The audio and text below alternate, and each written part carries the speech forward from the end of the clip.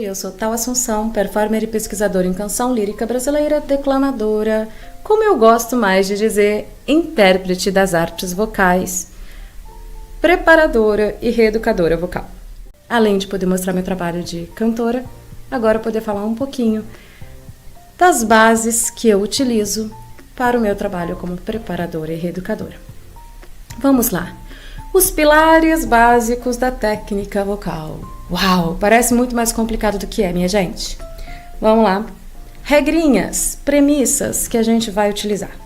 Você é um instrumentista da voz. E aí eu vou fazer um paralelo entre o instrumentista do violão e o instrumentista da voz. O instrumentista do violão, ele usa a mão dele para tocar a corda. Você, instrumentista da voz, vai utilizar o impulso da sua expiração. Mas é a corda vocal do violão que vibra. E é a nossa prega vocal também que vibra. Ambas fazem sons muito mais suaves e pianinhos do que nós queríamos e precisamos. É aí que entra a ressonância. A nossa ressonância, a ampliação do nosso som acontece no rosto, nas cavidades do rosto, no corpo, né? Mas predominantemente na parte da cabeça e do rosto. E o violão em sua madeira. Então a madeira do nosso instrumento é osso, articulação, cartilagem e osso, certo? Faringe e suas diferentes partes, rino e orofaringe. Mas não vou entrar nessas coisas muito técnicas porque a gente tem só 15 minutinhos. Mas nós, instrumentistas da voz, então, temos que lembrar disso. E temos que lembrar, então, como é importante cuidar do nosso trato vocal. O trato vocal, ele é do lábio, daqui de fora, até abaixo das pregas vocais, se eu não me engano. Mas eu deixo descrição, referência bibliográfica, vocês conferem se eu não errei, mas é isso sim. E nesse lugar aqui, é o lugar que tem que estar hidratado, mucosa muito bem, na umidade correta, né? Não pode estar muito ressecado. Aí é nessa hora que uma rinite, uma sinusite começam a atrapalhar o cantor, porque está acontecendo que está mudando tudo por dentro de sensação, fica tudo mais comprimido, inchado, pegajoso, e aí aquele som que foi produzido lá na prega vocal, pequenininho, quando chega esperando ser ampliado na nossa madeira está em condições completamente adversas e a coisa não flui. Aí a gente sente a voz pesada, etc. Então, vamos lembrar que ressonância é básico, básico, básico. Respiração é básico, básico, básico, tanto quanto andam juntas e de mão dadas. Então, quando a gente encara o nosso instrumento, né, com essa coisa de ver a fonte do som e a ampliação do som juntas, a gente começa a conciliar respiração com articulação e dicção da fala. E aí eu vou falar da fala porque são das palavras, são os fonemas, né? Quando a gente começa a fazer fonemas, a gente começa a trabalhar lábios, língua, dentes. A gente então muda o formato bucal de diferentes formas. A nossa língua é quase uma palheta. E por ela, dependendo de como eu posiciono, eu faço z, j, v, z, certo? E aí a coisa começa a ficar muito rica, né? Então eu vou falar palavra e vou falar fala, né? Porque o canto tem esse diferencial em relação aos outros instrumentos. Mesmo que não tenha um texto, que seja um o tem sua forma e tem então um movimento de língua, céu da boca, lábios, a campana que se faz no o, e então os pilares são respiração e articulação e dicção, tá? Esses são os pilares. Quando você tiver consciência de como influencia isso, de como funciona isso, quando eles estão trabalhando juntos, você está pronto para procurar qualquer estética vocal, porque você vai saber perceber se você entendeu o que o professor daquela estética está te falando. Você vai entender se aquilo está funcionando para o seu corpo, certo? E aí eu vou passar aqui alguns exercíciozinhos para a gente poder conversar mais sobre isso. Vamos começar pela respiração? Respiração. Todo mundo respira, senão a gente não estava vivo. Mas a gente tem uma diferença. Quando a gente quer falar, a gente tá meio... A nossa madeira tá toda acolchoada. Por quê? Porque a bochecha tá próxima do dente. Aí eu resolvo que eu quero falar e eu quero chamar alguém lá do outro lado da rua. E aí eu, fulano! Eu já mudei, eu já ampliei o espaço da minha voz e armei o meu corpo. Fulano! Né? Então, quer dizer... A gente sabe fazer isso. E no canto, a gente tem que aprender a fazer isso na medida que a gente quer. A gente tem que acionar isso consciente e por mais tempo. Certo? Então a gente começa a trabalhar uma respiração baixa. Vamos reeducar a respiração. Respirar só aqui.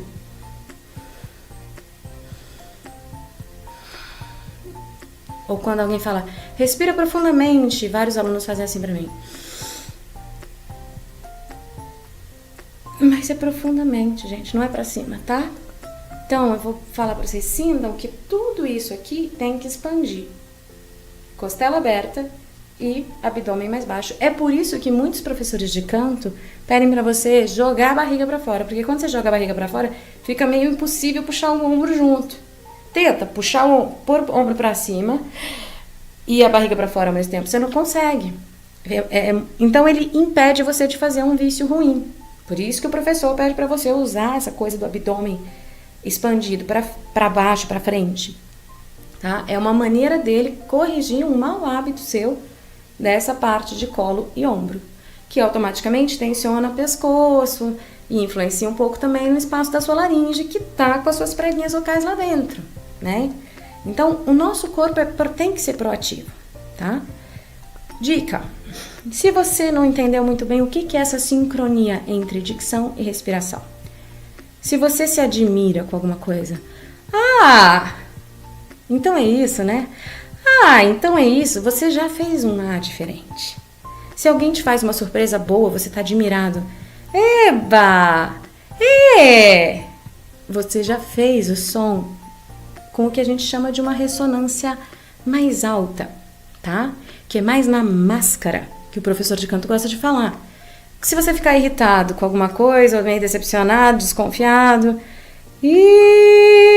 você já faz aquele, não tô gostando disso não é? Você também já sentiu o céu da boca mexer diferente lá, a língua fazer diferente? Se você se entusiasma com uma coisa, também mudou o formato. E também mudou o formato e ficou mais alto, né?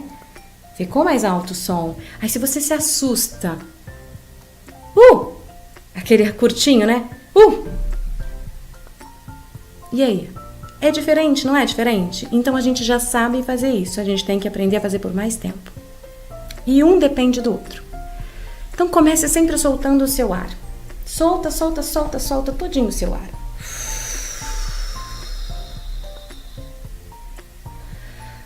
Quando você inspirou, observe se você fez como eu, que ampliou essa parte, ou se você suspendeu seus ombros. Outro exercício muito importante e de ótimo, porque exige que você esteja realmente mandando um fluxo de ar contínuo, é bem levinho.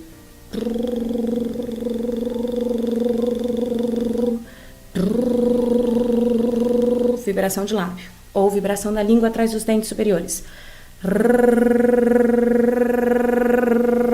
Ou conseguir fazer uma fricativa, que é um V, um Z, um S, X, F, contínuo, sem uma vogal, tá? Então é com o uso da musculatura facial, fazendo, certo? Fazendo esse...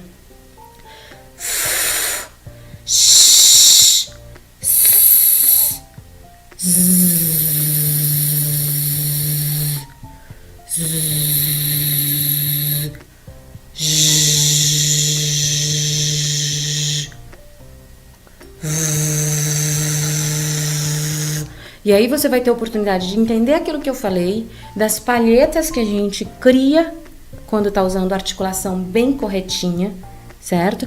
Quando você vai fazer um boca chiusa, esse boca chiusa mesmo, nunca, ó, ele tem que arredondar isso aqui. Isso aqui tem que ficar muito soltinho e maleável. Então, você põe a mão aqui e pensa num M.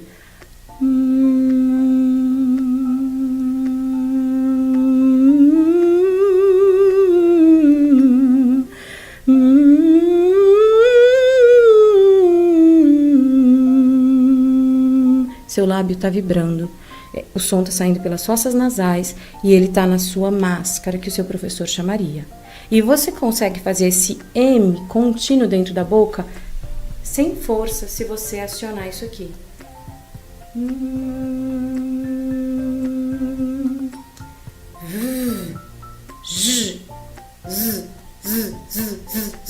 E um teste que você pode fazer é esse que eu fiz agora. Você bota a língua na posição de Z e dá uma tração abdominal. Z, Z. Aí no de S. Na de F. Você vê que tá sem vogal, tá sem definição, tá sem direcionamento, mas tá funcionando, então tá sincronizado.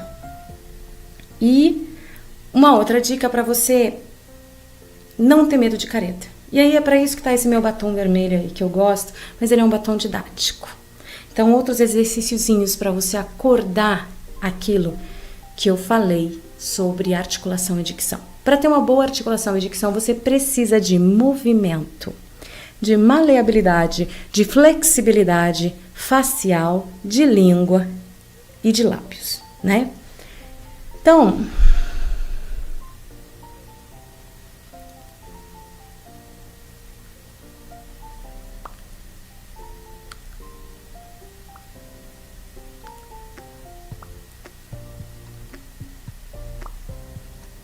você chega a ver a parte de dentro da minha boca, né? A mucosa.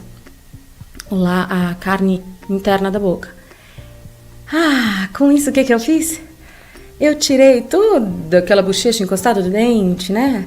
Eu ampliei o meu espaço bucal. Quando eu faço essa ampliação, muda o som da minha voz por causa daquela ideia. Ó, eu vou fazer outro paralelo. Imagina se eu colocar um monte de espuminha ou de tecido dentro da madeira do violão. Eu não vou amortecer um pouco? Vou diminuir quanto reverbera a corda?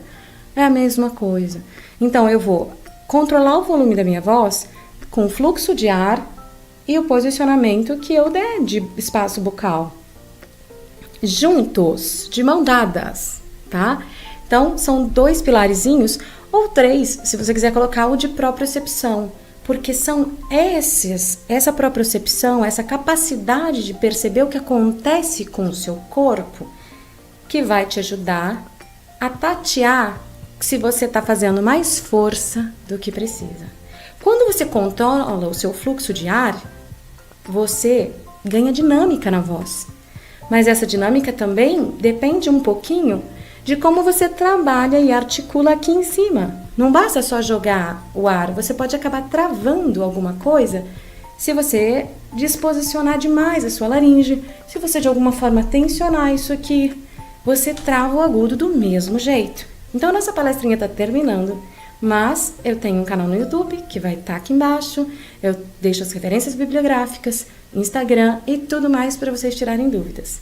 Lembre-se, no canto, o melhor guia são as nossas sensações e a nossa consciência de ouvido interno e externo.